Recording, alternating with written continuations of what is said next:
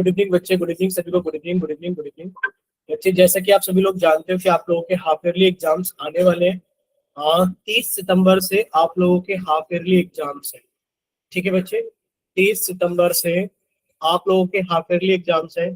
बच्चे आपके half yearly exams को ध्यान में रखते हुए अब आज से आप लोगों की रिवीजन क्लासेस चलाई जाएगी। और आज आपकी रिवीजन क्लास नंबर 1 है, यानी कि आज आपकी पहली रिवीजन क्लास है, जिसके अंदर हम लोग डिस्कस करेंगे एनसीईआरटी का चैप्टर नंबर 6। देखिए आप लोगों का सिलेबस थोड़ा ज्यादा है। सिलेबस के अंदर तो चैप्टर नंबर 1 से लेकर के 7 तक है, और चैप्टर नंबर 13 और 14 है। बच्चे हमने 1 से लेकर के 5 तक के चैप्टर रिवाइज कर लिए थे अपने सेट एग्जाम्स के टाइम पर, और सेट एग्जाम के टाइम पर हमने 1 से लेकर 5 तक और 13-14 चैप्टर भी रिवाइज कर लिए थे। बच्चे ये तो हम लोग रिवाइज करेंगे लास्ट क्लास के अंदर, यानी कि 1 से लेकर 5 और 13-14 चैप्टर हम लोग एक क्लास के अंदर रिवाइज करेंगे। Last class, good evening sir. Good evening बच्चे, गुड इवनिंग। लास्ट क्लास यानी कि हम लोग 27 सितंबर को ये सारी चीजें डिस्कस कर रहे हैं। अभी हम लोग 2 क्लास के अंदर कोशिश करेंगे कि बच्चे हम लोग चैप्टर नंबर 6 और चैप्टर नंबर 7 को रिवाइज कर लें। ठीक है, देखिए चैप्टर नंबर 6 हमारा चैप्टर है ट्राइंगल्स। चैप्टर नंबर 6 हमारा चैप्टर है ट्राइंगल्स, और इस चैप्टर के अंदर हम लोग 2 चीजों के बारे में पढ़ेंगे। मतलब मेनली तो हम लोग पढ़ेंगे सिमिलरिटी के बारे में। बोले क्लियर है सभी को? सिमिलरिटी के बारे में हम लोग पढ़ेंगे। अब कोई बच्चा माइक ओपन करके बताएगा सिमिलरिटी क्या होती है, जल्दी से बताइए कि सिमिलरिटी क्या होती है। जो सर सेम दिखती है। जो सर सेम दिखती है। देखिए हमारे पास में ना 2 वर्ड होंगे जो एक जैसे होंगे। सर एक वर्ड है हमारे पास में सिमिलरिटी। आप लोगों को कंफ्यूजन होती होगी सिमिलरिटी और कॉन्ग्रुएंसी के बीच में। ठीक है, सिमिलरिटी और कॉन्ग्रुएंसी के बीच में आप लोगों को थोड़ा सा डाउट होता होगा कि सर कौन सी फिगर सिमिलर फिगर्स हैं और कौन सी फिगर्स कॉन्ग्रुएंट फिगर्स हैं। देखिए अगर हम लोग बात करें कॉन्ग्रुएंट फिगर्स, तो बच्चे आपने कॉन्ग्रुएंट फिगर्स, देखिए हम वर्ड लिख दे रहे हैं कॉन्ग्रुएंट फिगर्स, और इन कॉन्ग्रुएंट फिगर्स के बारे में आपने क्लास 9 के अंदर आप लोगों ने कॉन्ग्रुएंट फिगर्स के बारे में क्लास 9 में बहुत अच्छे से पढ़ा होता है कि सर कौन सी फिगर्स हमारे पास में कॉन्ग्रुएंट फिगर्स होती है। सर ऐसी फिगर्स कॉन्ग्रुएंट फिगर्स कहलाती हैं जिनका मतलब जो सिमिलर, मतलब ये मान के चलिए आप लोग बात कर रहे हैं सेम शेप और सेम साइज। बच्चे कॉन्ग्रुएंट फिगर्स कौन सी होती है? जिनका सेम शेप हो, यानी कि शेप एक जैसी हो और उनका साइज भी बराबर हो। ये क्या कहलाता है हमारे पास में? कॉन्ग्रुएंट फिगर्स कहलाता है। ठीक है, यानी कि सर साइज कैसा होना चाहिए? सर साइज इक्वल होना चाहिए, सेम साइज, वो कॉन्ग्रुएंट फिगर्स कहलाती है। जैसे कि मान लीजिए हमारे पास में ये एक स्क्वायर है, ध्यान से सुनना कि सर हमारे पास में ये एक स्क्वायर है, और इस स्क्वायर की जो साइड है वो 4 सेंटीमीटर है। कितनी है? मान लिया sir A B C D. Sir A B C D एक स्क्वायर है, A B C D is a square. बच्चे ए बी सी डी एक स्क्वायर है और साइड कितनी है? 4 सेंटीमीटर।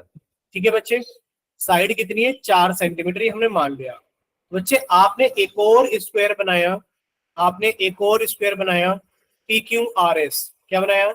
आपने एक और स्क्वायर बनाया। आपने कहा सर ये पी क्यू आर एस है, लिख दिया नाम पी क्यू आर एस।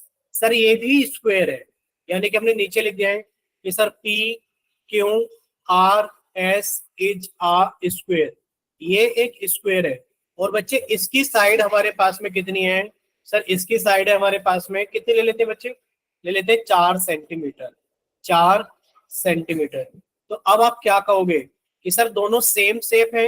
हाँ सर दोनों सेम शेप है कि दोनों स्क्वायर है? सर दोनों सेम साइज है। हाँ आपको भी दोनों सेम साइज है। तो आप कहोगे sir A B C D congruent है, कॉन्ग्रुएंट है किसके? Sir P Q R S के। बोलिए इतना क्लियर सभी को? ठीक है, अब हम लोग बात करते हैं सर सिमिलर फिगर्स कौन सी होती है। सर सिमिलर फिगर्स होती है सेम फिगर, यानी कि same shape. Same shape, shape एक जैसी होनी चाहिए। सेम क्या होनी चाहिए? शेप एक जैसी होनी चाहिए। और अगर हम लोग बात करें साइज का, भाई सेम शेप और अगर हम लोग बात करें साइज का, तो साइज में बी डिफरेंट, साइज अलग भी हो सकता है। सर एग्जांपल दीजिए जरा। अगर हम लोग एग्जांपल दें, बच्चे आपने एक स्क्वायर बनाया ABCD, आपने एक स्क्वायर बनाया ABCD, ठीक है। ये हमारे पास में क्या है, एक स्क्वायर है। और चलिए नाम बदल लेते हैं बच्चे, XYZ, और इसका नाम दे दिया हमने A। यानी कि ये एक स्क्वायर है, और एक स्क्वायर हम लोगों ने एक और बनाया, सर ये रहा स्क्वायर, ठीक है। बच्चे ये भी क्या है हमारे पास में, ये स्क्वायर ही है। ये भी क्या है हमारे पास में, सर ये भी हमारे पास में स्क्वायर ही है, ये रहा, ठीक है। इसका नाम हमने क्या लिख दिया बच्चे, इसका नाम लिख दिया हमने PQRS, PQRS। तो ये 4 सेंटीमीटर था, और आपने कह दिया सर ये 10 सेंटीमीटर है। यानी कि ये भी एक स्क्वायर है जिसकी साइड 10 सेंटीमीटर है, और सर ये भी एक स्क्वायर है जिसकी साइड 4 सेंटीमीटर है। बच्चे क्या ये दोनों कॉन्ग्रुएंट हो सकते हैं, ये बताइए, क्या ये दोनों कॉन्ग्रुएंट हो सकते हैं? आप कहोगे नहीं सर, कॉन्ग्रुएंट होने के लिए साइज बराबर होना चाहिए।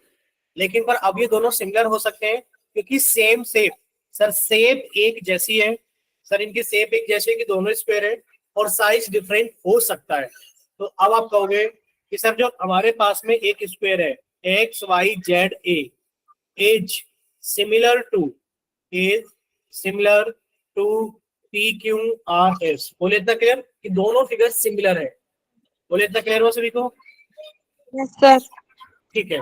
अब आप ये कहोगे कि सर इतना तो ठीक है, हमें समझ में आ गया कि सर जो कॉन्ग्रुएंट फिगर्स होती हैं वो सेम शेप और सेम साइज होता है।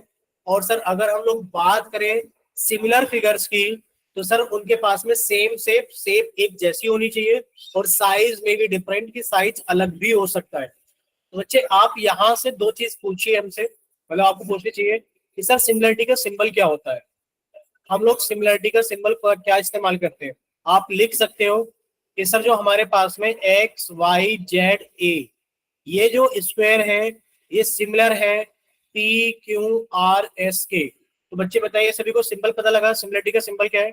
कि सर ये जो आपने साइन लगाया है सिमिलरिटी का साइन है। बोले क्लियर? Yes sir. सिमिलरिटी का सिंबल पता लगा सभी को? बच्चे सिमिलरिटी का सिंबल ये रहा। अच्छा कॉन्ग्रुएंसी का सिंबल क्या होता है? बच्चे कॉन्ग्रुएंसी का सिंबल होता है ये रहा, कॉन्ग्रुएंसी का सिंबल। क्लियर सभी को? यस। ठीक है। तो हमारे सिलेबस में कॉन्ग्रुएंसी नहीं है, हमारे सिलेबस में सिमिलरिटी है। बट फिर भी आपको एक स्टेटमेंट याद करनी पड़ेगी, all congruent figures are similar. क्या स्टेटमेंट याद करनी पड़ेगी? All congruent, all congruent figures are similar. यानी कि जितनी भी कॉन्ग्रुएंट फिगर्स होती हैं वो सभी सिमिलर होती हैं।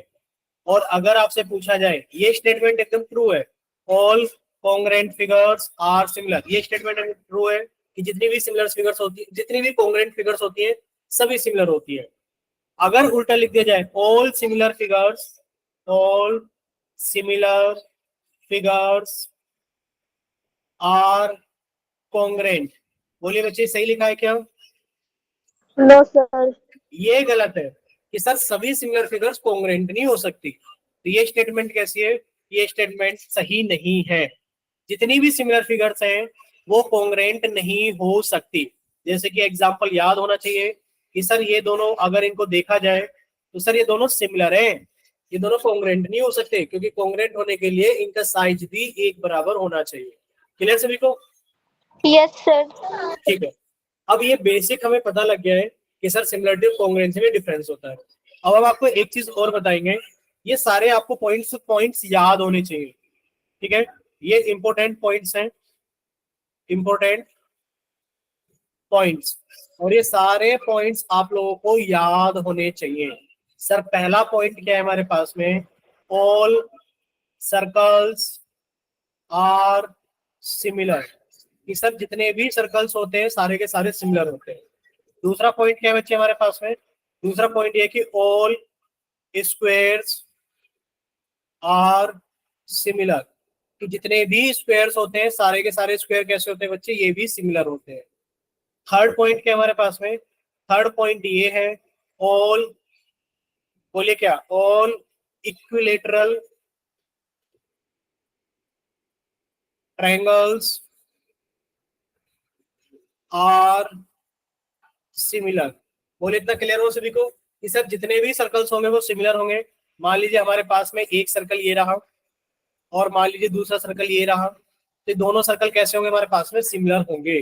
ठीक है, क्योंकि इनकी सेम साइज है और सेम शेप है, सेम शेप है और साइज में भी डिफरेंट। तो आप कहोगे हाँ सर ये तो सिमिलर है। ठीक है, ऑल स्क्वायर्स आर सिमिलर। मान लीजिए हमारे पास में एक स्क्वायर ये रहा और बच्चे एक स्क्वायर हमारे पास में ये रहा। ठीक है, तो ये दोनों स्क्वायर्स क्या होंगे, एक दूसरे के सिमिलर होंगे। All squares are similar. ठीक है, all equilateral triangles are similar. ये सर एक ये हमारे पास में इक्विलेटरल ट्रायंगल है और ये एक हमारे पास में दूसरा इक्विलेटरल ट्रायंगल है। तो बच्चे इक्विलेटरल ट्रायंगल्स कैसे होते हैं, इक्विलेटरल ट्रायंगल्स सिमिलर होते हैं। बोले इतना क्लियर सभी को? Yes sir. ठीक है, अब सर ये तो ठीक है, हमें ये याद रहेगा all circles are similar, all squares are similar, all equilateral triangles are similar. अगर आपसे कहने लगे ऑल रेक्टेंगल्स आर सिमिलर, तो आप क्या कहोगे, क्या सारे रेक्टेंगल सिमिलर होते हैं? बोलिए, क्या सारे रेक्टेंगल सिमिलर होते हैं? तो अब आप कह दोगे कि सर सारे रेक्टेंगल सिमिलर नहीं होते। ये तीन हमारे पास में स्टैंडर्ड फिगर्स हैं जो कि सिमिलर होती ही होती हैं। All circles are similar, all squares are similar, all equilateral triangles are similar. अब हमारे पास में क्राइटेरिया होगा, क्राइटेरिया ऑफ सिमिलरिटी। ठीक है बच्चे, क्राइटेरिया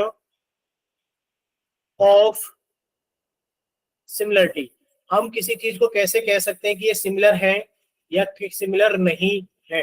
बच्चे हम लोग क्राइटेरिया पढ़ेंगे दो तरीके से। क्राइटेरिया ऑफ सिमिलरिटी हम लोग पढ़ेंगे इसके अंदर इन ट्रायंगल्स, हमारा सिलेबस इसी के अंदर है। क्राइटेरिया ऑफ सिमिलरिटी क्या है कि हम लोग पढ़ेंगे इन ट्रायंगल्स।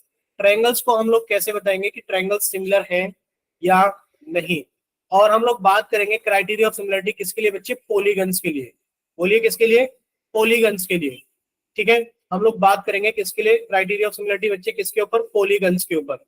अब इतना क्लियर है सभी को?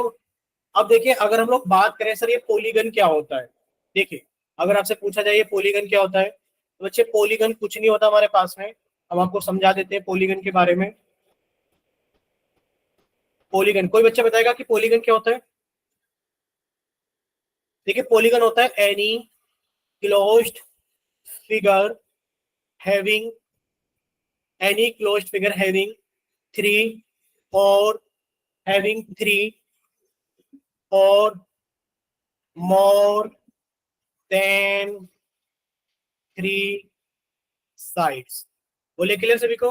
एक ऐसी बंद आकृति जिसके पास में तीन या तीन से ज्यादा साइड हो। सर देखिए क्या ये पॉलीगन है? आप कहोगे हाँ सर ये पॉलीगन है, क्योंकि आपने साफ साफ लिखा है any closed figure having three or more than three sides. Sir ये भी पॉलीगन है, हमारे पास में ये भी पॉलीगन है, यानी कि जितने भी क्वाड्रिलेटरल्स होते हैं सारे पॉलीगन होते हैं। सर पेंटागन भी पॉलीगन है, बिल्कुल, यानी कि जो पेंटागन है हमारे पास है जिसमें 5 साइड होती हैं वो भी पॉलीगन है। और बच्चे हेक्सागन जिसके अंदर 6 साइड होती हैं वो भी क्या है हमारे पास में, पॉलीगन है। बच्चे पहले बताइए क्या पॉलीगन सभी को क्लियर हुआ? बोलिए बच्चे यस क्या पॉलीगन क्लियर हुआ? ठीक है, यानी कि अब हमारे पास में जो ट्रायंगल्स है बच्चे वो पॉलीगन का स्पेशल टाइप है। ट्रायंगल्स क्या है बच्चे हमारे पास में, ट्रायंगल पॉलीगन्स का स्पेशल टाइप है, क्योंकि सबसे छोटा पॉलीगन हमारे पास में ट्रायंगल होता है। तो जो हमारे पास में क्राइटेरिया ऑफ सिमिलरिटीज है वो बच्चे हमारे दो टाइप के हैं। एक तो हम लोग पढ़ेंगे किसके अंदर सर, एक तो हम लोग पढ़ेंगे पॉलीगन के अंदर और एक हम लोग पढ़ेंगे ट्रायंगल के अंदर। ठीक है, अब देखिए कोई भी पॉलीगन, याद रखना कि सर कोई भी पॉलीगन कब सिमिलर होगा। सिमिलरिटी ऑफ पॉलीगन की अगर हम लोग बात करें, सिमिलरिटी ऑफ पॉलीगन, कैसे पॉलीगन की आप लोग बात कर रहे हो, हैविंग या फिर having at least 4 sides. Sir एक ऐसे पॉलीगन की बात करी जा रही है जिसके अंदर कम से कम 4 साइड हो। यानी कि आप किसके बारे में बात कर रहे हो, आप बात कर रहे हो क्वाड्रिलेटरल्स के बारे में, पेंटागन के बारे में, हेक्सागन के बारे में। बच्चे ऐसी चीजों को, यानी कि जिनके पास में 4 साइड हो या 4 से ज्यादा साइड हो, उनको कैसे बताओगे वो फिगर्स, पॉलीगन वो सिमिलर है या नहीं? बच्चे सबसे पहले आप लोग ये देखोगे कि क्या उनकी साइड्स प्रोपोर्शनल है। Sides are proportional. Sides are proportional. और दूसरा पॉइंट क्या है बच्चे, साइड्स, कोरस्पॉन्डिंग साइड्स लिखेंगे हम लोग, corresponding sides are proportional, corresponding sides are proportional, corresponding sides are proportional. और बच्चे corresponding angles must be equal, corresponding angles must be equal. बोलिए इतना क्लियर सभी को। अगर आपको ये बताना है कि एक ऐसा पॉलीगन जिसकी 4 साइड है, 4 से ज्यादा है, तो बच्चे आपको ये दोनों चीजें देखनी होंगी, क्या उसकी साइड्स प्रोपोर्शनल हैं और क्या उसके कोरस्पॉन्डिंग एंगल्स बराबर हैं।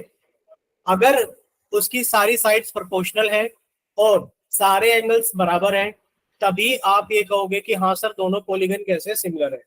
बोलिए इतना क्लियर सभी को। एक वर्ड आप लोगों को नया दिखाई दे रहा होगा, प्रोपोर्शनल। कोई बच्चा समझाएगा प्रोपोर्शनल का मतलब क्या होता है? बोलिए, कोई बच्चा बताएगा प्रोपोर्शनल का मतलब क्या होता है? देखिए सर प्रोपोर्शनल, हाँ बोलिए बोलिए बोलिए। सर ये बेसिक प्रोपोर्शनलिटी थ्योरम है एक। नहीं बच्चे, अभी हम लोग वहां नहीं गए हैं, अभी हम लोग बेसिक पढ़ रहे हैं। प्रोपोर्शनल, देखिए प्रोपोर्शनल क्या होता है हमारे पास में, when two ratios are equal, when two ratios are equal, then they are in proportion, then they are in proportion। इसका क्या मतलब है बच्चे? इसका मतलब ये है कि जब दो रेशियो बराबर होते हैं, मान लीजिए हमारे पास में A रेशियो B है और वो बच्चे 2 रेशियो 3 है, हमारे पास में C रेशियो D है और वो बच्चे हमारे पास में कितना है सर 4 रेशियो 6 है। क्या ये दोनों रेशियो बराबर है? आप अगर चेक करेंगे सर A अपॉन B कितना है हमारे पास में 2/3 है। सर अगर हम लोग देखें C अपॉन D कितना है हमारे पास में सर 4/6 है। लेकिन पर जब आप इसे काटोगे 2 से काटा 2, 2 से काटा 3, तो सर ये दोनों रेशियो बराबर है कि नहीं? आप कहोगे हाँ सर A अपॉन B बराबर है C अपॉन D के। और जब हमारे पास में दो रेशियो बराबर होते हैं, when two ratios are equal then they are in proportion। बोले इतना क्लियर हुआ सभी को? तो आप कह सकते हो कि सर ये प्रोपोर्शन में, यानी कि अगर कहीं लिखा है A अपॉन B बराबर C अपॉन D बराबर E अपॉन F, तो आप कह दोगे कि सर ये किस में लिखे हुए हैं कि सर ये प्रोपोर्शन में लिखे हुए हैं। बोलिए क्लियर सभी को? बोलिए बच्चे इतना क्लियर हुआ सभी को? ठीक है सर। चलिए, अगर इतना क्लियर है तो बच्चे अब हम लोग थोड़ा सा आगे चलते हैं। देखिए बच्चे, प्रोपोर्शनल हम लोगों ने पढ़ा कि सर हमारे पास में कोई भी पॉलीगन वो सिमिलर तब कहलाएगा जब उसकी साइड्स प्रोपोर्शनल हो और कोरस्पॉन्डिंग एंगल्स इक्वल हो। अब हम आपसे एक क्वेश्चन पूछेंगे, आपको बताना होगा। बच्चे ये बताइए क्या, अच्छा ये पर पहले देखिए आप लोग सिमिलर फिगर्स देख लीजिए, सिमिलर फिगर्स कैसी होती है। बच्चे आपको दिख रहा है कि सारी फिगर्स कैसी है, सिमिलर फिगर्स हैं, यानी कि all circles are similar. Sir all squares are similar, all equilateral triangles are similar. बोले इतना क्लियर सभी को? ठीक है, लेकिन पर ये हमारे पास में क्या है, ए बी सी डी और पी क्यू आर एस, क्या ये स्क्वायर है? क्या ये स्क्वायर है? आप कहोगे नहीं सर ये स्क्वायर नहीं है। तो क्या आप इनको देख करके सिमिलर कह सकते हो? बच्चे अगर कोई पॉलीगन है जिसकी 4 साइड है, अगर आप ये कहना चाहते हो कि sir A B C D similar है पी क्यू आर एस के, तो आपको कहना पड़ेगा कि सर ये वाला एंगल इसके बराबर है, सर ये वाला एंगल इसके बराबर होना चाहिए, सर ये वाला एंगल इसके बराबर होना चाहिए, और सर ये वाला एंगल इसके बराबर होना चाहिए। बोलिए इतना क्लियर सभी को? यानी कि corresponding angles must be equal. अगर आप कह रहे हो कि sir A B C D P Q R S के सिमिलर हैं, तो कोरस्पॉन्डिंग एंगल यानी कि एंगल ए बराबर होना चाहिए एंगल पी के, एंगल बी बराबर होना चाहिए एंगल क्यू के, एंगल सी बराबर होना चाहिए एंगल आर के, और एंगल डी बराबर होना चाहिए एंगल एस के। Corresponding angles must be equal और साइड प्रोपोर्शन में होनी चाहिए। मान लीजिए इसकी साइड हमारे पास में 2 3 4 5, मान लेते हैं ये 2 सेंटीमीटर है ये 3 सेंटीमीटर है, ये 4 सेंटीमीटर है, ये 5 सेंटीमीटर है। तो बच्चे साइड मस्ट बी प्रोपोर्शनल का मतलब है कि आप किसी भी एक साइड को, अगर आपने इसको कितने से गुणा कर दिया बच्चे 3 से, ये कितना हो गया 6 सेंटीमीटर, बच्चे इसको भी 3 से गुणा करना पड़ेगा यानी कि 9 सेंटीमीटर, इसको भी 3 से गुणा करना पड़ेगा यानी कि 12 सेंटीमीटर, और इसको भी 3 से गुणा करना पड़ेगा यानी कि 15 सेंटीमीटर, यानी कि साइड भी प्रोपोर्शनल होनी चाहिए। अब आप रेशियो निकालोगे ए बी का, अब आप रेशियो निकालोगे बच्चे ए बी का पी क्यू के साथ में, बच्चे बताइए कितना आएगा। आपने कहा सर ए बी 5 है, पी क्यू 15 है, एक रेशियो कितना आ गया 1/3। अब आप रेशियो निकालेंगे बीसी का क्यू आर के साथ में, बच्चे बीसी 4 है, क्यू आर 12 है, रेशियो कितना आ गया 1/3। सर अब आप रेशियो निकालेंगे सी डी का आर एस के साथ में, बच्चे सी डी 3 है, आर एस 9 है, रेशियो कितना आ गया 1/3। इस तरीके से आप देखोगे तो सारे रेशियो बराबर है, यानी कि साइड्स प्रोपोर्शनल है और क्या नाम है कोरस्पॉन्डिंग एंगल्स बराबर है। तो आप कह दोगे सर ये फिगर्स क्या होंगी हमारे पास में सिमिलर होंगी। अब कुल मिलाकर के बात सारी यहाँ पर आ गई है कि बच्चे अगर आप एक्सरसाइज 6.1 के अंदर देखोगे 3 एग्जाम्पल दे रखे हैं। बच्चे बताइए क्या आपको ऐसा लगता है देख करके कि A B C D similar है पी क्यू आर एस के? देखकर बताइए क्या आपको ऐसा लगता है? No sir. Yes sir. क्यों? देखिए एंगल ए 105 है, आपने कहा सर एंगल बी 105 है, यानी कि अगर आप देखेंगे ए बी सी डी को क्या वो सिमिलर है पी क्यू आर एस के, तो आप लोग ये चेक कीजिए क्या एंगल, बच्चे माइक बंद, क्या एंगल ए बराबर है एंगल पी के? हाँ सर। क्या एंगल बी बराबर है एंगल क्यू के? हाँ सर बराबर है, दोनों 100 डिग्री है। क्या एंगल सी बराबर है एंगल आर के? हाँ सर दोनों 70 डिग्री है। क्या एंगल डी बराबर है एंगल एस के? हाँ सर दोनों 85 डिग्री है। यानी कि सर देखा जाए तो इनके कोरस्पॉन्डिंग एंगल्स बराबर हैं। क्या इनकी कोरस्पॉन्डिंग साइड्स प्रोपोर्शनल है? देखिए बच्चे अगर आपने इसको 2 से गुणा किया तो बच्चे इसको 2 से गुणा करने पर 3 आ गया, तो क्या सभी संख्याओं को 2 से गुणा करने पर, क्या 2.5 को 2 से गुणा करने पर 5 आता है? आता है। क्या 2.4 को 2 से गुणा करने पर 4.8 आता है? आता है। क्या 2.1 को 2 से गुणा करने पर 4.2 आता है? आता है। तो आप कह दोगे हाँ सर साइड्स का रेशियो ए बी का रेशियो अगर पी क्यू के साथ में देखें सर वो बराबर है बीसी का रेशियो अगर हम लोग क्यू आर के साथ में देखें सर वो बराबर है अगर सी डी का रेशियो आर एस के साथ में देखें, और सर वो बराबर है अगर ए डी का रेशियो पी एस के साथ में देखें। आप कह दोगे हाँ सर साइड्स प्रोपोर्शनल है और इसके कोरस्पॉन्डिंग एंगल्स बराबर हैं, तो दोनों क्वाड्रिलेटरल एक दूसरे के सिमिलर है। बोले क्लियर सभी को? Yes sir. क्या ये दोनों सिमिलर हैं? अब आप बताइए क्या ये दोनों सिमिलर हैं? अब बच्चे आप ये कहोगे सर कोरस्पॉन्डिंग एंगल्स देखा जाए एंगल ए भी 90 है सर, एंगल पी भी 90 है सर, एंगल बी भी 90 है, एंगल क्यू भी 90 है। सुनिए सुनिए सुनिए, फिर आपने देखा सर एंगल सी 90 है सर, एंगल आर 90 है, और हमारे पास में डी 90 है तो एस भी 90, यानी कि कोरस्पॉन्डिंग एंगल्स कैसे बच्चे हमारे पास में? आप कहोगे कि सर कोरस्पॉन्डिंग एंगल्स तो हमारे बराबर है, ठीक है, लेकिन फिर क्या साइड्स प्रोपोर्शनल है? बच्चे इसका रेशियो इसके साथ निकालोगे तो कितना आ गया 3/3.5। अब इसका रेशियो इसके साथ निकालना कितना आ रहा है 3/3। क्या ये रेशियो बराबर है? सर ये तो बराबर ही नहीं है। क्या रेशियो बराबर है? बोलिए बच्चे। No sir. No sir. बच्चे रेशियो बराबर नहीं है। कहाँ बराबर है? देखिए यहाँ पर 3 लिखा हुआ है, आप इमेजिन कीजिए, और उसका अनुपात अगर 3 के साथ निकालोगे तो 1 आएगा, लेकिन पर जब आप 3 का अनुपात 3.5 के साथ निकालेंगे तो क्या ये दोनों अनुपात बराबर आ सकते हैं? कभी नहीं आ सकते। तो सर एंगल्स तो बराबर है लेकिन पर साइड्स प्रोपोर्शनल नहीं है, इसी वजह से A B C D proportional यानी कि सिमिलर नहीं है, सिमिलर नहीं है पी क्यू आर एस के। बोलिए क्लियर सभी को? सिमिलर नहीं है। Yes sir. ठीक है, चलिए अब देखिए आप इतना समझ गए होंगे क्या ये दोनों फिगर सिमिलर हैं? क्या ये दोनों फिगर सिमिलर हैं?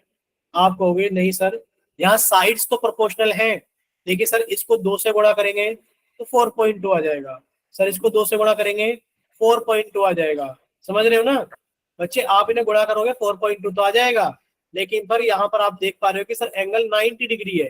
क्या ये एंगल 90 डिग्री है? नहीं, कोरस्पॉन्डिंग एंगल्स बराबर नहीं है, तो सर ये दोनों फिगर्स हमारे पास में क्या नहीं है?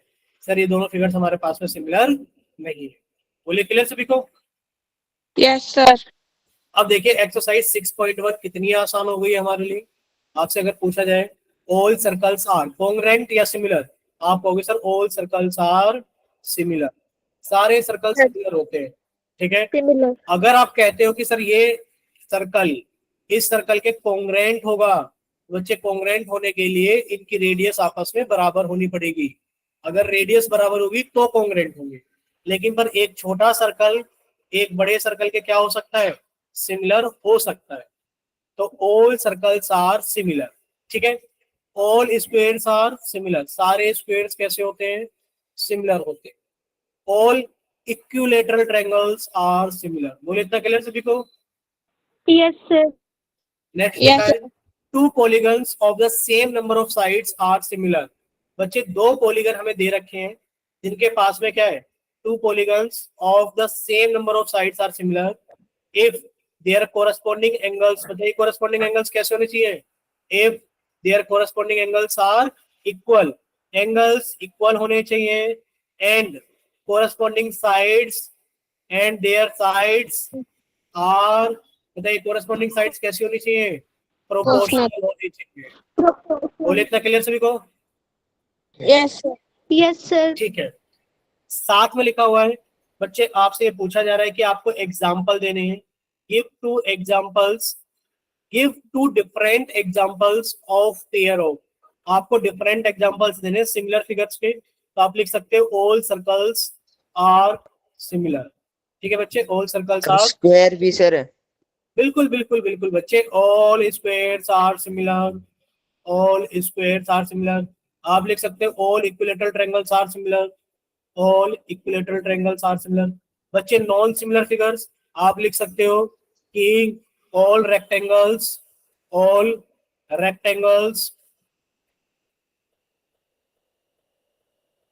आर नॉट सिमिलर, या फिर all rectangles are non similar. Not similar की जगह क्या कर दो? Non similar. ये सभी रेक्टेंगल्स नॉन सिमिलर होते हैं, जरूरी नहीं कि वो सिमिलर हो। ऑल रोम्बस लिख सकते हो, रोम्बस आर नॉन सिमिलर। बोले क्लियर सभी को? Yes sir. अब बताइए क्या P Q R S, state whether the following quadrilaterals are similar और नॉट। क्या ये वाला क्वाड्रिलेटरल इसके सिमिलर है? आप कहोगे सर साइड्स प्रोपोर्शनल दिख रही है। देखिए 1.5 को 2 से गुणा करोगे 3 आ जाएगा, 1.5 को 2 से गुणा करोगे 3 आ जाएगा, सर 1.5 एंगल नहीं को है। 2 से गुणा करोगे 3 आ जाएगा, 1.5 को 2 से गुणा करोगे 3 आ जाएगा। यानी कि साइड्स तो प्रोपोर्शनल है, लेकिन पर क्या एंगल्स इक्वल है? नहीं, ये 90 नहीं है जबकि ये 90 है, तो corresponding angles are not equal. तो आप कह दोगे कि state whether the following quadrilaterals are similar और नॉट, तो आप लिख दोगे the quadrilaterals are not similar. Given quadrilaterals, given quadrilaterals are not similar। बोले इतना क्लियर सभी को? Yes sir. ठीक है, अब हम लोग आगे चलते हैं 6.2 की तरफ। बच्चे 6.2 में सबसे पहले हमारे पास में क्या है? सिमिलरिटी ऑफ ट्रायंगल्स है। अब देखिए सिमिलरिटी ऑफ ट्रायंगल्स के अंदर सबसे पहले हमारे पास में क्या है? थ्योरम नंबर 6.1 है। देखिए थ्योरम नंबर 6.1 क्या कहती है? थ्योरम नंबर 6 देखिए हम थ्योरम थ्योरम पढ़ेंगे, हम इसका प्रूफ नहीं करेंगे, क्योंकि बहुत कम चांस है कि एग्जाम में आपसे इसका प्रूफ पूछा जाए। ठीक है, तो बच्चे हम लोग प्रूफ नहीं करेंगे, हम लोग सिर्फ थ्योरम थ्योरम को समझेंगे और थ्योरम के ऊपर हम लोग क्या करेंगे बच्चे? क्वेश्चंस को करेंगे। बोले क्लियर सभी को? देखिए हमारे Yes, पास sir. में if a line is drawn parallel to one side of a triangle, क्या लिखा है सर साफ साफ शब्दों में? If a line is drawn parallel to one side of a triangle, यानी कि हमारे पास में एक ट्रायंगल होना चाहिए। सर ये रहा हमारे पास में ट्रायंगल, हमने ट्रायंगल बना लिया पी क्यू आर एस। ठीक है बच्चे, क्या सभी को ट्रायंगल दिख रहा है अच्छे से? P Q R S, yes sir. Yes sir. ठीक है बच्चे, आपने ट्रायंगल बना लिया पी क्यू आर। ठीक है, अब लिखा है if a line is drawn parallel to one side of a triangle. Triangle के अंदर 3 साइड है, P Q, Q R, R P. बताइए किसके पैरेलल एक लाइन बना दे। ठीक है, आपने कहा सर क्यू आर के पैरेलल एक लाइन ड्रॉ कर दो, लिखा है ना if a line is drawn parallel to one side of a triangle. बच्चे आपने क्यू आर के पैरेलल एक लाइन ड्रॉ कर दी ट्रायंगल के अंदर, ये रही, और ये लाइन बच्चे इसके पैरेलल है। मान लेते हैं ट्रायंगल को कहाँ कट करती है? सर यहाँ पर ये ए पॉइंट पर कट करती है और यहाँ पर ये बी पॉइंट पर कट करती है।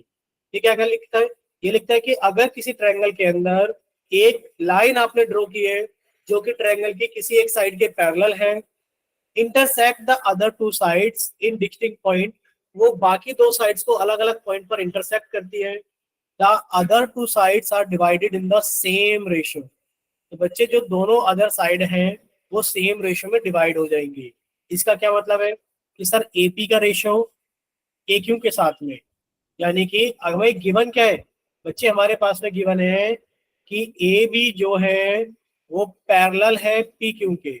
अगर ए बी पी क्यू के पैरेलल है तो बच्चे हमें याद क्या रखना है, टू लर्न, हमें याद ये रखना है कि बच्चे इस लाइन ने जो रेशियो बनाया है इस साइड ए पी का रेशियो ए पी का रेशियो ए क्यू के साथ में बच्चे वो बराबर होगा बी पी का रेशियो बी आर के साथ में। बोले इतना क्लियर कि सर जैसा रेशियो इस तरफ बनेगा लेफ्ट हैंड साइड की तरफ, सर वैसा ही रेशियो किस तरफ बनेगा, राइट हैंड साइड की तरफ बनेगा। बोले इतना क्लियर सभी को? Yes sir. A B parallel Q R हो गया सर ये। ए बी पैरेलल, अच्छा सॉरी यहाँ पर हमने गलती से लिख दिया P Q. A B parallel, बच्चे ए बी किसके पैरेलल है, क्यू आर के पैरेलल, ठीक है। तो यहाँ पे हमें लिखना होगा कि sir A B parallel Q R. ठीक बच्चे, बोले क्लियर सभी को? Yes sir. ठीक है। अगर इसी को हम लोग ऐसे देखने लगे, कैसे देखने लगे, सर ये रहा हमारे पास में ट्रायंगल, ये रहा हमारे पास में triangle A B C. Sir ये हमारे पास में ट्रायंगल है जिसका नाम है हमारे पास में ए बी और सी।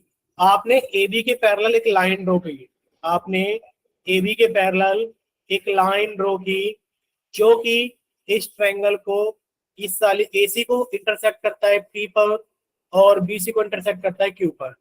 बच्चे जब ये लाइन एक लाइन के पैरेलल है तो बाकी दोनों साइड्स को किस रेशियो में डिवाइड करेगा, सेम रेशियो में, यानी कि एपी का रेशियो पीसी के साथ में, एपी का सर रेशियो, एंगल सी और एंगल सी तो सेम हो गया ना, कॉमन है। नहीं एंगल हम कुछ हमने क्या बोला, हमने सिर्फ ये बोला कि एक ट्रायंगल के अंदर तीन साइड होती है, तीनों साइड में से आप किसी भी साइड के पैरेलल एक लाइन ड्रॉ कर दो। आपने कहा सर मैंने ए बी के साथ, यानी कि ए बी के पैरेलल एक लाइन ड्रॉ कर दी पी क्यू। तो बच्चे बाकी जो दो साइड है आपने किसके पैरेलल ड्रॉ की थी, आपने ए बी के पैरेलल ड्रॉ की थी पी क्यू। बच्चे ए बी के अलावा दो साइड कौन कौन सी है, सर ए बी के अलावा दो साइड एक तो ए सी है और एक बी सी है। बोलिए क्लियर? सर ए बी के अलावा जो दो साइड है वो ए सी और बी सी है। यस बच्चे सर, ये जो पी क्यू है ना, ये जो पी क्यू है वो पी क्यू इन दोनों साइड्स को सेम रेशियो में डिवाइड करेगा। बच्चे किस रेशियो में डिवाइड करेगा, यानी कि एपी का रेशियो पीसी के साथ में जो भी बनेगा, सर एपी का रेशियो पीसी के साथ में जो भी बनेगा, सर वही रेशियो बी क्यू का क्यूसी के साथ में बनेगा, वही रेशियो बी क्यू का क्यूसी के साथ में बनेगा। अब कोई बच्चा कहने लगे सर मैं ऐसा नहीं लिखना चाहता, मैं तो ऐसा लिखना चाहता हूँ कि सर जो रेशियो सीपी का एपी के साथ में बनेगा, जो रेशियो सीपी का एपी के साथ में बनेगा, सर वही रेशियो सी क्यू का किसके साथ में बनेगा, पी क्यू के साथ में बनेगा। क्लियर हुआ सभी को? आप जैसा लेफ्ट हैंड साइड की तरफ लिखोगे आप वैसा ही राइट हैंड साइड की तरफ लिखोगे। आप ये गलती कभी नहीं करोगे कि सर मैंने लेफ्ट हैंड साइड पे तो लिख दिया ए से सी की तरफ कि सर एपी अपॉन पीसी, और सर मैंने राइट हैंड साइड पे लिख दिया इधर से कि C Q upon B Q. ये गलत है। बोले क्लियर सभी को? Yes sir. पता लगा क्या गलत है? जैसा रेशियो आप एलएचएस में लिखेंगे वैसा ही रेशियो आप आरएचएस में लिखेंगे, बस। ठीक है, चलिए अब ये हमारे पास में थ्योरम थी, कौन सी थ्योरम थी, 6.1। अब 6.1 को हम लोग किस किस नाम से जानते हैं बच्चे? थ्योरम है हमारे पास में 6.1। इस थ्योरम को हम लोग जानते हैं किसके नाम से, बेसिक प्रोपोर्शनल थ्योरम। ठीक है, सभी को दिख रहा होगा, कोई दिख रहा है सभी को नाम थ्योरम का? ये थ्योरम का नाम बेसिक प्रोपोर्शनलिटी थ्योरम। इसको आप लोग शॉर्ट फॉर्म में बी पी टी भी बोलते हैं, बेसिक प्रोपोर्शनलिटी थ्योरम। और इसका एक और नाम है थेल्स थ्योरम। बोले क्लियर सभी को? क्या सभी को समझ में आया? Yes sir. अब हमारे पास में एक इसकी उल्टी, उल्टी का मतलब समझ ही सकते हो, यानी कि सर इसके विपरीत हमारे पास में एक और थ्योरम होती है, थ्योरम 6.2। अब थ्योरम 6.2 क्या कहती है मुझे? थ्योरम 6.2 ये कहती है कि इफ अ लाइन, चलिए इसको कट करके समझा देते हैं अगले पेज पर। ये रहा, ये रहा, इसको बताना अगर आप लोगों को समझ में आ जाए, लिखा हुआ है कि if a line divides any two sides, if a line divides any two sides of a triangle in the same ratio, then the line is parallel to the third side. यानी कि हमारे पास में एक ट्रायंगल गिवन है, हमें क्या given है कि सर हमारे पास में एक ट्रायंगल है और ट्रायंगल का हमने नाम दे दिया ए बी सी। बोले क्लियर सभी को कि सर हमारे पास में एक ट्रायंगल है और ट्रायंगल है ए बी सी। साथ में लिखा है if a line divides any two sides of a triangle in the same ratio. आपने इसके अंदर एक लाइन भी ड्रॉ की और ये लाइन क्या कर रही है बच्चे, ये लाइन यहाँ पर पी पर कट कर रही है और ये लाइन यहाँ पर क्यू पर कट कर रही है। पैरेलल नहीं दे रखा, कहीं पे पैरेलल लिखा नहीं, एक लाइन है जो कि दो साइड्स को सेम रेशियो में डिवाइड कर रही है। या तो बच्चे बीपी अपॉन पीए बराबर है P Q upon Q C के। बोले क्लियर, ये दो साइड्स को सेम रेशियो में डिवाइड कर रही है। बच्चे रेशियो बराबर है, अगर ये रेशियो बराबर है तो आप कह दोगे कि सर जो पी क्यू है वो पैरेलल है एसी के। दोनों में समझ में आया? पहले पैरेलल दी गई थी तो आपने रेशियो बराबर बता दिया, अभी आपको रेशियो बराबर दिया गया है तो आपने लाइन को पैरेलल बता दिया। ठीक है, या फिर सर दोनों जो एक ट्रायंगल के अंदर एक लाइन है जो बाकी दोनों साइड्स को सेम रेशियो में डिवाइड करती है। कोई बच्चा ऐसे भी लिख सकता है कि सर एपी अपॉन पीबी का जो रेशियो है, बच्चे आपने अगर ऐसा लिखा है ना एपी अपॉन पीबी, बी पर जाके बंद हो रहा है, बच्चे इधर भी आपको बी पर ही बंद करना होगा, C Q upon Q B होगा। बोले इतना क्लियर सभी को? Yes sir. अगर ये दोनों रेशियो बराबर है तो आप कह दोगे कि सर पी क्यू जो है वो पैरेलल है एसी के। यहां तक किसी बच्चे को कोई डाउट है तो प्लीज अपना माइक ओपन करके पूछ सकते। No sir. ठीक है, तो अब हम लोग क्वेश्चंस देखते हैं। एग्जाम्पल नंबर 1 हमें दे रखा है।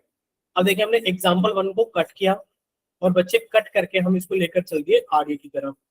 ठीक है, यहाँ पर देखेंगे हम लोग एग्जाम्पल नंबर 1 हम लोगों को क्या दिया गया। देखिए हमें दिया गया है if a line intersect side AB and AC of triangle ABC at D and E respectively and is parallel to BC। यानी कि हमारे पास में ट्रायंगल, साफ साफ शब्दों में लिखा हुआ है कि सर हमारे पास में ट्रायंगल ABC है। बोले क्लियर? तो आपने ट्रायंगल ABC बना लिया। सर ये बना लिया हमने ट्रायंगल ABC। ठीक है सर, ये रहा ट्रायंगल ABC और इस ट्रायंगल ABC के अंदर आपको साफ साफ कहा गया है if a line intersect AB and AC। बच्चे AB को इंटरसेक्ट करती है और AC को इंटरसेक्ट करती है एट पॉइंट D, यानी कि AB को D पर करती है और AC को E पर करती है, क्योंकि इस शब्द से पता लगा है रिस्पेक्टिवली का मतलब है AB को D पर और AC को E पर कट करती है। और ये जो लाइन आपने DE बनाई है, बच्चे लाइन DE कैसी है बताइए, कैसी है line DE? Line DE is parallel to BC, यानी कि ये BC के पैरेलल भी है। ठीक है, तो आपको प्रूफ करना है बच्चे, क्या प्रूफ करना है? AD अपॉन AB बराबर होगा AE अपॉन AC के। आप हमें बताओ आपने क्या पढ़ा था अभी? आपने लिखा था कि सर हमें गिवन क्या है। सबसे पहले हम लोग लिखेंगे सर हमें गिवन है कि जो DE है सर वो पैरेलल है BC के। बोलिए क्लियर सभी को? क्या किसी को कोई डाउट? यस नो क्या लिखेंगे? और अच्छे से लिखना चाहते हैं तो और अच्छे से ऐसा लिख सकते हैं कि इन ट्रायंगल ABC, कि अगर आप ट्रायंगल ABC को देखोगे तो इसके अंदर आपको DE पैरेलल दिखाई देगी BC के। ठीक है, ये गिवन था। अब हमें टू प्रूफ क्या करना है बच्चे? हम लोगों को प्रूफ क्या करना है सर? हम लोगों को प्रूफ करना है कि जो AD अपॉन AB है सर वो बराबर होगा AE अपॉन AC के। ये हमें प्रूफ करना है। अब आप इसका सॉल्यूशन लिखेंगे, आप हेडिंग लिखेंगे सॉल्यूशन। अब बच्चे बताइए सॉल्यूशन कैसे करेंगे? या फिर आप सॉल्यूशन लिख करके हेडिंग लिख सकते हैं यहाँ पे प्रूफ, क्योंकि अब आप क्या कर रहे हैं? प्रूफ कर रहे हैं। ठीक है बच्चे, अब आप हेडिंग लिख सकते हैं प्रूफ। अब आप कैसे करेंगे ये आप सभी को पता होना चाहिए। सर एक ट्रायंगल दिखाई दे रहा है, ट्रायंगल के अंदर एक लाइन पैरेलल दिखाई दे रही है, तो आप लिखोगे सिंस, हमें दे रखा है since DE is parallel to BC, therefore, तो आपने लिखा therefore AD upon DB AD upon DB बच्चे बराबर होगा AE अपॉन EC के। बोलिए होगा कि नहीं होगा? और आप रीजन Yes, लिखेंगे sir. ब्रैकेट के अंदर, रीजन Yes, लिखेंगे sir. By Thales theorem, by Thales theorem, ऐसा थेल्स थ्योरम से आपने लिखा। अब आप ये कह रहे हैं कि सर हमें क्या क्या चाहिए? सर हमें एक तो AB चाहिए और एक हमें AD चाहिए। क्या चाहिए? हमें AB चाहिए और हमें AD चाहिए। अब आप अपनी प्लानिंग करेंगे कि सर मैं कैसे प्रूव कर सकता हूँ इसको। देखिए प्रूव करने के लिए अब देखिए हमें पहले से प्रैक्टिस करनी पड़ती है क्वेश्चंस की। पेपर इतने दिनों के बाद क्यों होते हैं, हमें रिवीजन का टाइम क्यों मिलता है, ताकि हम सब चीजों को प्रिपेयर कर सकें। देखिए हमारे पास में सर ऐसा लिखा है AD अपॉन DB। सर अगर मैं इसमें एक जोड़ दूंगा तो क्या होगा? सर एक जोड़ा मैंने सिर्फ एक जोड़ा, तो सर नीचे मेरे पास एक आ जाएगा। सर मेरा BD LCM आ जाएगा, ये आ जाएगा सर AD प्लस सर यहाँ BD आ जाएगा। AD के अंदर BD जोड़ा तो मेरे पास में कितना आ गया? AB आ गया। सर ठीक है, मुझे AB की जरूरत थी, लेकिन पर सर मुझे AB के साथ में कौन मिला? मुझे AB के साथ में BD मिला, लेकिन पर मुझे जरूरत AD की थी। अब आपने एक चीज समझ में आ गई कि सर जो चीज नीचे होगी वो बच जाएगी, जो चीज नीचे होगी वो बच जाएगी। तो आपने ऐसा तो लिख दिया बाय थेल्स थ्योरम कि सर मैंने देखा कि मेरे पास में जो गिवन है DE पैरेलल BC के, मैंने थेल्स थ्योरम लगा दिया। सर थेल्स थ्योरम को अगर ये दोनों बराबर है तो मैं इसको रीअरेंज करके ऐसे भी तो लिख सकता हूँ कि sir by taking their reciprocal, by taking their reciprocal. आपने इनको रेसिप्रोकल कर दिया, बाय रेसिप्रोकल, आपने इनका रेसिप्रोकल कर दिया। बच्चे रेसिप्रोकल करने पे क्या होगा? BD अपॉन AD बराबर होगा EC अपॉन AE के। बोलिए इतना क्लियर सभी को? Yes, sir. अब आपने क्या कर दिया बच्चे? Adding one two both the side. अब आपने ऐड कर दिया, adding one two both sides. अब आपने दोनों तरफ एक जोड़ दिया। बच्चे हम ऊपर ही जोड़ दे रहे हैं, यहाँ पर देखिए, यहाँ पर हमने जोड़ दिया +1 और यहाँ पर भी हमने जोड़ दिया +1, यानी कि हमारे पास में कितना आ गया? सर हमारे पास में आ गया BD अपॉन AD +1 बराबर EC अपॉन AE +1। बच्चे +1 का मतलब ये है कि सर इसके नीचे कुछ नहीं है तो 1 होगा। सर एलसीएम AD आ जाएगा और BD के अंदर आपने AD को जोड़ दिया बराबर एलसीएम AE आ जाएगा और EC के अंदर आपने AE को जोड़ दिया। अब बच्चे बताइए BD के अंदर AD को जोड़ोगे तो कौन आ गया? सर ये आ गया मेरे पास में AB अपॉन AD बराबर, सर मैंने EC के अंदर AE को जोड़ दिया तो कौन आ गया? AC upon AE। बोले क्लियर सभी को? ये आ जाएगा। और आपने इसको फिर से रेसिप्रोकल कर दिया बाय टेकिंग दियर रेसिप्रोकल। बच्चे रेसिप्रोकल कितना करोगे तो कितना आ गया? AD अपॉन AB बराबर कितना आ गया बच्चे हमारे पास में? AE upon AC। और आप लिख दोगे हेंस प्रूफ। बोले क्लियर सभी को? सर एक और बार समझा दो। बिल्कुल समझाएंगे, पहले ये देख लीजिए एक बार, क्या किसी बच्चे को कोई डाउट इसमें अभी तक? हम समझाएंगे एक और बार, मना नहीं कर रहे हैं, ठीक है? इतना क्लियर सभी को? Yes, sir. ठीक है। अब आप लोग ध्यान से देखना, फिर से हम एक बार समझा रहे हैं। बच्चे एग्जाम्पल नंबर 1 हमारे पास में ये रहा, इसको कट करके लेके चलते हैं अगले पेज पर और वहां समझेंगे फिर से एक बार, ठीक है? देखिए सभी को एग्जाम्पल नंबर 1 दिखाई दे रहा होगा, दिखाई दे रहा है अच्छे से? देखिए Yes, sir. हम लोग इसको ऐसे समझेंगे, क्या दे रखा है कि sir inner if a line intersect sides AB and AC of a triangle ABC, यानी कि सर हमारे पास में ट्रायंगल ABC हमें दे रखा है, ये लिखा साफ साफ शब्दों में ट्रायंगल ABC। तो बच्चे सबसे पहले आपने ट्रायंगल ABC बना लिया, ठीक है? सर ये बनाया ट्रायंगल ABC और इस ट्रायंगल ABC के अंदर हुआ क्या है? ये बनाया ABC। If a line intersect sides AB and AC, बच्चे एक लाइन है जो कि AB और AC को इंटरसेक्ट करती है, ठीक है? AB और AC को इंटरसेक्ट करती है at point D and E respectively and is parallel to BC, यानी कि लाइन है जो कि BC के पैरेलल भी है। बोले क्लियर सभी को? यानी कि लाइन इसके Yes, sir. पैरेलल। अब आप सबसे पहले क्वेश्चन को सॉल्व करते वक्त हमेशा गिवन लिखेंगे कि गिवन क्या है। आप लिखोगे सर गिवन है in triangle ABC, in triangle ABC sir हमें गिवन है कि जो D है वो पैरेलल है BC के, ये हमें गिवन है। बच्चे टू प्रूव क्या करना है हम लोगों को? बच्चे हमें प्रूव ये करना है कि AD अपॉन AB बराबर है AE अपॉन AC के। ये हमें प्रूफ करना है। अब आप हेडिंग डालेंगे प्रूफ। आप इसे कैसे प्रूफ करेंगे बच्चे? आप इसको ऐसे प्रूफ करेंगे सिंस, यानी कि सबसे पहले आपको ये दिखाई दे रहा है कि सर एक ट्रायंगल है, ट्रायंगल के अंदर एक लाइन पैरेलल है, तो हम लोग लिखेंगे since DE is parallel to BC। अगर DE BC के पैरेलल है, देयरफॉर बाय थेल्स थ्योरम हम लोग ये जानते हैं कि sir AD upon DB, sir AD upon DB बराबर होगा AE अपॉन EC के। और आप रीजन भी लिखेंगे ब्रैकेट के अंदर, बाय थेल्स थ्योरम। बोले इतना क्लियर सभी को? Yes sir. ठीक है, अगर यहाँ तक सारी चीजें अच्छा। क्लियर है, अब बच्चे आगे देखें। अब हमें यही नहीं प्रूफ करना है, हमें प्रूफ क्या करना है? सर हमें प्रूफ ये करना है कि AD अपॉन AB। सर हमें AD चाहिए, बच्चे प्लीज माइक बंद। सर हमें AD चाहिए, लेकिन पर AD के साथ में हमें AB चाहिए। बच्चे AB कैसे आएगा ये बताओ? आप ये कहोगे सर AB तभी आएगा जब मैं AD के अंदर DB जोड़ दूंगा। बच्चे जब मैं AD के अंदर DB जोड़ूंगा तभी तो AB आएगा, लेकिन हमें AB चाहिए। और ये AB कैसे आएगा? सर AD के अंदर जब मैं DB जोड़ूंगा तभी मेरे पास में AB आएगा। बोले क्लियर? Yes sir. ठीक है। अब अगर आपने इसको ऐसे ही ध्यान से देखना, अगर बच्चे आपने इसके ऐसे ही दोनों तरफ एक ऐड कर दिया, यानी कि आपने ऐड कर दिया add 1 to both the side, to both the side, तो बच्चे आपने लिखा AD अपॉन BD प्लस 1 बराबर AE अपॉन EC प्लस 1। जब आप इसको सॉल्व करोगे तो बच्चे इसके नीचे कुछ नहीं तो एक आएगा, इसके नीचे कुछ नहीं तो एक आएगा। सर एलसीएम BD आ जाएगा, थोड़ा ऊपर कर देते हैं। सर एलसीएम कौन आ जाएगा? सर एलसीएम आ जाएगा BD। ध्यान से देखना, ये आप गलत कर रहे हो फिर भी हम समझा रहे हैं। एलसीएम कौन आ गया? BD आ गया। सर BD से BD कटेगा तो AD बचा प्लस BD बचा।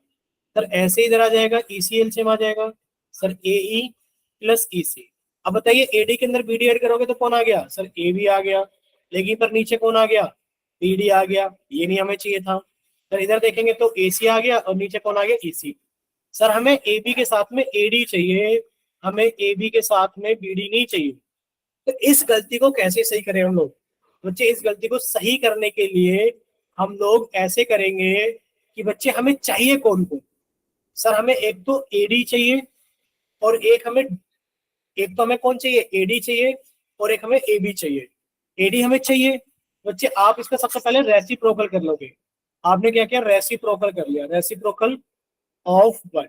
बच्चे 1 का रेसिप्रोकल करोगे तो कितना आ गया? BD अपॉन AD बराबर EC अपॉन A।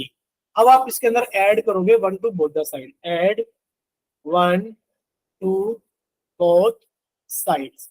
जब आपने ऐड किया एक दोनों तरफ, यानी कि BD अपॉन AD था, आपने इसमें एक ऐड किया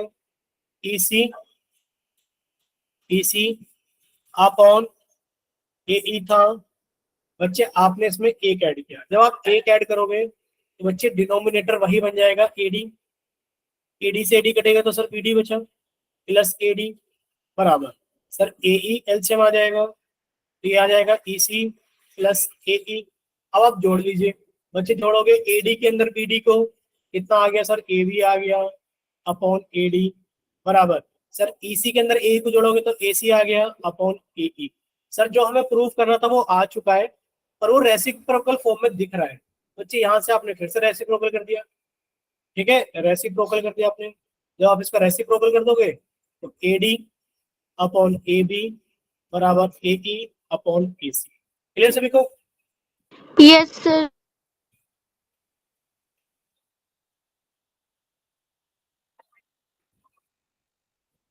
ठीक है बच्चे, अब देखिए चैप्टर नंबर 6 में आपको एक चीज बता दे रहे हैं कि बच्चे चैप्टर नंबर 6 में आपको प्रैक्टिस बहुत करनी पड़ेगी, क्योंकि ऐसा लगता है कि इसको जबरदस्ती सोल्व करके लाया जा रहा है आंसर को। ऐसा आपको फील हो रहा होगा कि सर हमें कैसे पता लगेगा कि रेसिप्रोकेट करना है, हमें कैसे पता लगेगा सर आंसर आने के बाद फिर से रेसिप्रोकेट करना है। तो बच्चे पेपर भी तो ये देखो कि आपको पूरे साल पढ़ाया जा रहा है, आप लोग अप्रैल से पढ़ रहे हो, आप लोगों का पेपर कब होगा? जाकर के सर फरवरी या मार्च में होगा। तो इतना टाइम आपको पढ़ाया क्यों जा रहा है? ताकि आप इन सब चीजों को समझ सकें कि सर मेरे को कहाँ रेसिप्रोकेट करना है, कैसे मुझे सोल्व करना है। बुक आप लोग क्यों पढ़ रहे हो, ताकि आप लोगों को सारी चीजें पता रहे कि सर इस टाइप के क्वेश्चन को मुझे ऐसे सॉल्व करना है, ठीक है। तो इस चैप्टर के अंदर आपको प्रैक्टिस ज्यादा से ज्यादा करनी होगी। अभी हम लोग चलते हैं एग्जाम्पल नंबर 2 की तरफ, ठीक है। अब एग्जाम्पल नंबर 2 से पहले हम लोग एग्जाम्पल नंबर 3 को कर लेते हैं, ताकि हमें एक चीज समझ में आ जाए। बोले क्लियर सभी को? Yes sir. ठीक है। अच्छा, सबसे पहले हम लोग 2 और 3 एग्जाम्पल को भी के लिए छोड़ते हैं, क्योंकि आप लोगों को टाइम भी दिख रहा होगा कि सर हमारे पास में सिर्फ 7 ही मिनट बाकी है। तो बच्चे हम 7 मिनट के अंदर ये 2 क्वेश्चन कर लेते हैं पहले। ये क्वेश्चन नंबर 1 है, एक्सरसाइज 6.2 का। बोले क्लियर सभी को? देखिए, सबसे पहले ये क्वेश्चन इंपॉर्टेंट है, इसलिए हम लोग डिस्कस भी कर रहे हैं, क्योंकि ऐसे क्वेश्चन आपके हाफ वैल्यू में पूछे जाने के बहुत ज्यादा चांस है। देखिए क्या लिखा हुआ है बच्चे, लिखा हुआ है इन फिगर 6.17, ये आपको फिगर दी गई है फर्स्ट एंड सेकंड, यानी कि सर इस वाले फर्स्ट में और इस वाले सेकंड में दोनों की बात कर रहा है। DE is parallel to BC, यानी कि जो DE है ये BC के पैरेलल है, दोनों ही फिगर्स के अंदर, भले आपको लगे ना लगे पर दे रखे, ठीक है। फाइंड EC इन फर्स्ट, ये फर्स्ट के अंदर आपको EC बताना है कितना होगा। फाइंड EC इन फर्स्ट, यानी कि आपको X की वैल्यू पूछी गई है, एंड AD इन सेकंड, यानी कि आपसे Y की वैल्यू पूछी गई। बोले इतना क्लियर सभी को? Yes yes sir. सबसे पहले आप देखोगे फर्स्ट केस के अंदर, बच्चे देखिए फर्स्ट केस को अगर आप देखोगे इन ट्रायंगल ABC, हम बात कर रहे हैं कि आप ट्रायंगल ABC को देखिए। अगर आप इन ट्रायंगल ABC देखेंगे बच्चे, इन ट्रायंगल ABC आपको दे रखा है कि जो DE है वो पैरेलल है BC के। अगर DE पैरेलल है BC के तो sir AD upon DB, sir AD upon DB बराबर होगा AE अपॉन EC के। बोलिए क्लियर सभी को? और ये रीजन होगा by Thales rule, by Thales, ठीक है बच्चे। अब बस वैल्यू पुट कर दो जो जो हमें दे रखी है। सर वैल्यू हमें दे रखी है क्या क्या, कि सर AD की वैल्यू है 1.5, सर DB की वैल्यू है कितनी 3, सर AE की वैल्यू है 1, और EC की वैल्यू हम लोगों को निकालनी है, जिसको हमने X माना हुआ है, X लिख देते, ठीक है बच्चे। अब देखिए हमने क्रॉस मल्टीप्लाई किया, यानी कि सर 1.5x बराबर 3, और सर x की वैल्यू कितनी आ गई 3 अपॉन 1.5। बच्चे 1.5 से काटोगे तो 2 आ गया, यानी कि बच्चे x की वैल्यू कितनी आ गई हमारे पास में 2 आ गई। बोलिए क्लियर सभी को? Yes sir. 2 सेंटीमीटर। सर अगर हम लोग देखें फिर से ट्रायंगल ABC को, सर इधर देखें इन ट्रायंगल ABC, सर साफ साफ दे रखा है कि जो DE है वो पैरेलल है BC के। अगर बच्चे DE पैरेलल है BC के तो हम लोग बोलेंगे sir AD upon DB, sir AD upon DB sir बराबर होगा AE अपॉन EC के। अब देखिए बच्चे AD की वैल्यू कितनी है भाई, बच्चे DB की वैल्यू कितनी है 7.2, बच्चे AE की वैल्यू कितनी है 1.8, और EC की वैल्यू कितनी है 5.4। वैसे जब आप इसे सॉल्व करोगे ये बच्चे हमारे पास है y अपॉन 7.2 बराबर, बच्चे कट जाएगा 1/3 आ गया। अब आपने क्रॉस मल्टीप्लाई किया तो सर 3y बराबर 7.2, और बच्चे y की वैल्यू कितनी आ गई 7.2 अपॉन 3, सर 3 दूनी 6 और 3 चौक 12, कितना आ गया हमारे पास में सर 2.4 सेंटीमीटर। बोले क्लियर सभी को? Yes sir. ठीक है बच्चे, अगर इतना क्लियर है तो आज की क्लास में तो हम लोग इतना ही रखेंगे, बाकी सारी चीजें हम लोग डिस्कस